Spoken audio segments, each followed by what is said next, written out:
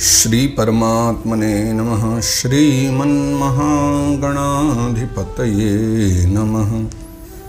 कस्तूरीतिलकं ललाटपटले वक्षस्थले कौस्तुभं नासाग्रे वरमौक्तिकं करतले वेणुकरे कङ्कणम् सर्वांगे हरिचन्दनं सुललितं कंठे च मोक्तावली गोपस्त्री परिवेष्टितो विजयते गोपाल चूड़ामणि।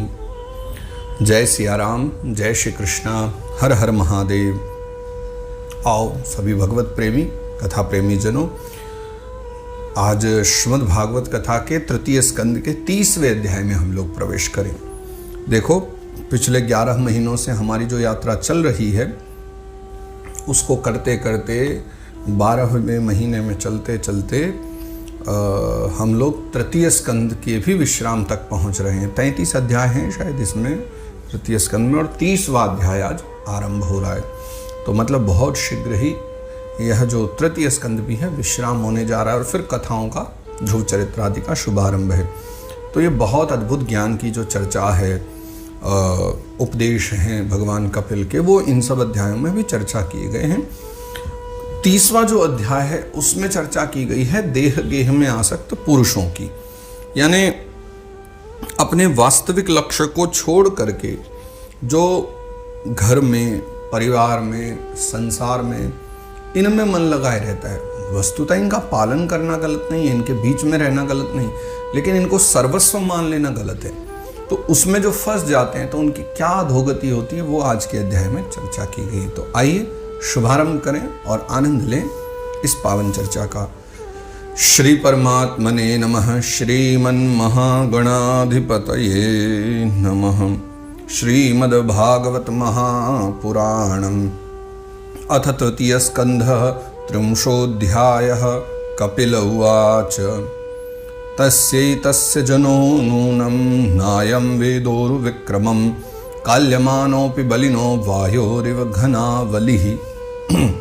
कपिल भगवान कहते हैं कि हे माँ, देखो जिस प्रकार वायु के द्वारा उड़ाया गया जो मेघ समूह हैं, यानी जो बादल हैं, उनको वायु कहीं भी ले जाती है, तो उन वायु के द्वारा जो मेघ गणों को उड़ा करके जो मेघ समूह है जो है उसके बल को नहीं जानता है, यानी मेघगण को पता ही नहीं उनके पास क्या बल है। उसी प्रकार ये जो जीव भी है ना, बलवान काल की प्रेरणा से भिन्न भिन्न अवस्थाओं और योनियों में भ्रमण करता रहता है, लेकिन उसके प्रबल पराक्रम को नहीं जानता। तात्पर्य समझिए, वायु किसी भी मेघ को यानी किसी भी बादल को कहीं भी उड़ा करके इधर से उधर ले जा सकती है, लेकिन आप समझिए कि मेघ को कभी कभी अपने बल का भान नहीं रहता, वरना वायु जब उसे टकराए तो जरूरी नहीं उसको आगे ले जाए। वायु के टकराने से वो भयंकर प्रकार से बरस भी सकता है ना, जैसे हम बादल फटना भी कहते हैं, तो भयंकर वर्षा भी कर सकता है। लेकिन कभी कभी वो करते हैं, कभी कभी स्वयं के स्वरूप को नहीं समझते तो बहक करके चले जाते हैं। मानव जीव की भी गति वही है।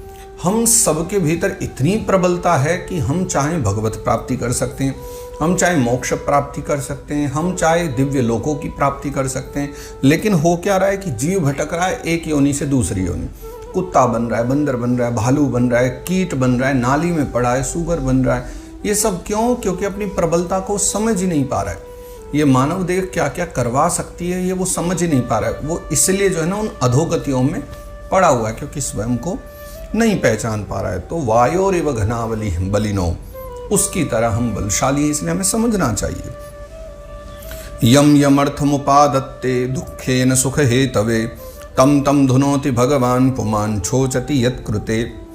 जीव जो है ना सुख की अभिलाषा से जिस जिस वस्तु को बड़े कष्ट से प्राप्त करता है उसी उसी को भगवान जो काल जो है वो विनष्ट कर देते हैं, जिसके उसे बड़ा शोक होता है। यानी जो जो भी वस्तु मानव पाना चाहे, यम यमर्थ उपादत्ते, यानी व्यक्ति जिसके लिए भी थोड़ा सा प्रयास करता है ना, लग जाता है कि मुझे ये वस्तु चाहिए, और जिस जिस वस्तु के लिए वो प्रयास करता है उसके पीछे पड़ता है, काल भगवान क्या करते हैं उस वस्तु को ही नष्ट कर देते। भाई कोई गाड़ी के पीछे पागल हुआ, मुझे ये वाली गाड़ी चाहिए, हो सकता है उसको कुछ ही दिनों में मिल जाए लेकिन वो नष्ट हो जाए, कभी खराबी आ जाए। व्यक्ति चाहे मुझे वो वाला घर चाहिए लेकिन किसी कारण से वो नष्ट हो जाए, कपड़े वो वाले अच्छे लगते हैं वो फट जाएं, मतलब कुछ भी व्यक्ति को प्रिय लगे लेकिन काल भगवान उसको नष्ट कर ही दें, क्योंकि कोई भी वस्तु लंबे काल तक तो रहेगी नहीं। तब व्यक्ति शोक करता रहता है कि ओहो देखो खराब हो गया, लेकिन वो उस चीज़ को समझ ही नहीं पा रहा है कि वस्तुतः वो सारी वस्तुएं उसको फंसाने वाली हो रही हैं। यद्ध्रुवस्य देहस्य सानुबंधस्य दुर्मतिः ध्रुवाणि मन्यते मोहात् ग्रह क्षेत्र वसूनि च। इसका कारण यही है। अब क्या है वो समझिए कि इसका कारण क्या है कि मंदमती जीव जो है ना अपने इस नाशवान शरीर और उसके संबंधियों के घर, खेत और धन आदि को मोहवश नित्य मान लेता है। यानी यद्ध्रुवस्य देहस्य, अध्रुव है देह तो नष्ट होने वाली है, और सानुबंधस्य दुर्मति, दुर्बुद्धि होने के कारण व्यक्ति करता क्या है कि ध्रुवाणि मन्यते मोहात् ग्रह क्षेत्र वसूनि च, यानी जो घर हैं, जमीन है, क्षेत्र है और वसूनि यानी धन आदि है, उनको क्या करता है ध्रुवाणि मन्यते मोहात्, मोहवश उनको ध्रुव मान लेता है, यानी नित्य समझ लेता है। नित्य माने कि ये कभी मिटने वाला नहीं है, वो ये भूल जाता है ये सब अनित्य वस्तुएं, और इसी कारण इन सब में वो फंस जाया करता है। जंतुर्वै भव एतस्मिन् याम याम ह्योनिमनुव्रजेत् तस्याम तस्याम स लभते निर्वृत्तिम न विरज्यते। इस संसार में यह जीव जिस जिस योनि में जन्म लेता है, यानी जो कुछ भी बनकर के जन्म ले उसी में आनंद मानने लगता है और उससे विरक्त नहीं होता। यानी वही बात कि कुत्ता बना दिया तो गली में घूमते हुए एक रोटी के लिए पागल होते। अब हमें तो दया आती है कि बताओ बेचारा कुत्ता बन गया है, रोटी के लिए घर घर मुंह मारता है, झूठे बर्तनों में मुंह मारता है, कोई डंडा मार देता है, कोई भगा देता है। पर वस्तुतः एक कुत्ते से पूछा जाए तो उसके लिए तो आनंद है।